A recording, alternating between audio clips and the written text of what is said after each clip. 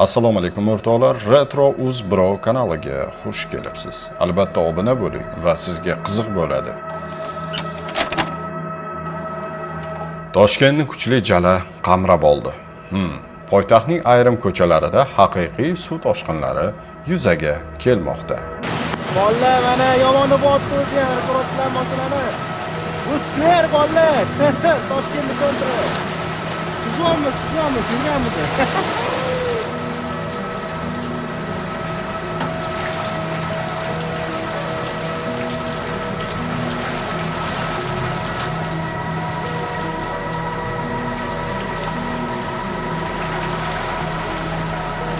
So'nggi soatlarda yog'ayotgan tinimsiz yomg'ir sababli ayrim ko'chalarni suv bosgan va mashinalar harakatlari anchagina qiyinlashib qolgan. Ba'zi bir mashinalar esa o'chib ham qolgan.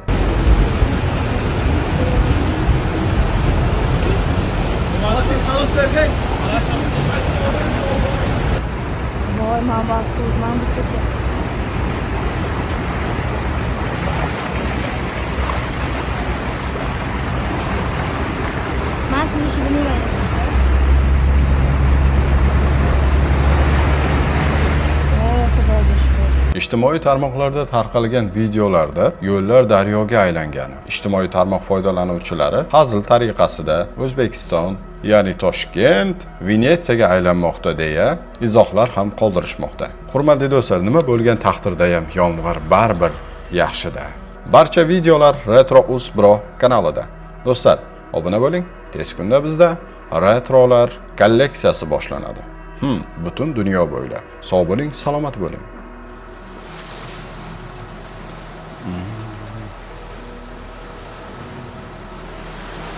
Yomg'irmisan, yomg'ir. Mazza qilib cho'milsa bo'ladi, o'rtoqlar. Lekin issiq havoda zo'r ketadi. Issiq havo bo'lsa, shunaqa yomg'irlar yog'sa, mazza.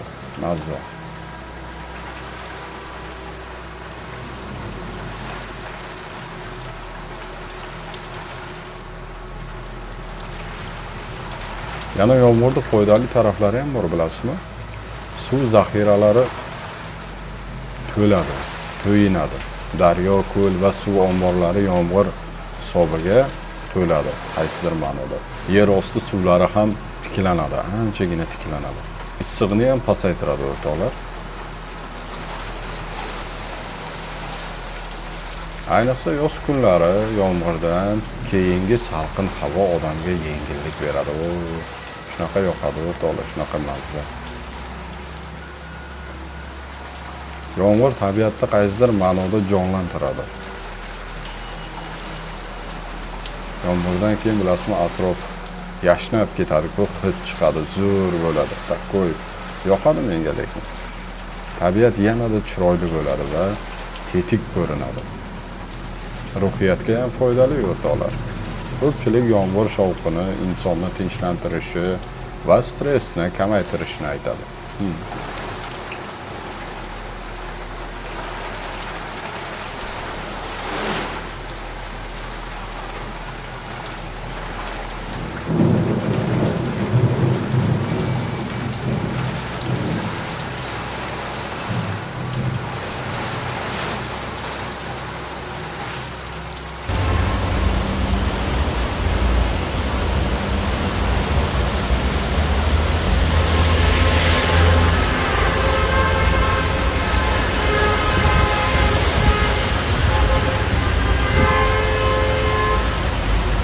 Mana bu shaharning top markazida eski Toshkentda quyidagi mo'yinlarga mana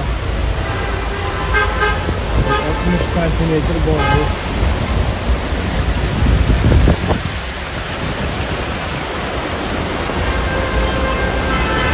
Retro Uz Bro kanaliga obuna bo'lishni unutmang, do'stim, birodarim.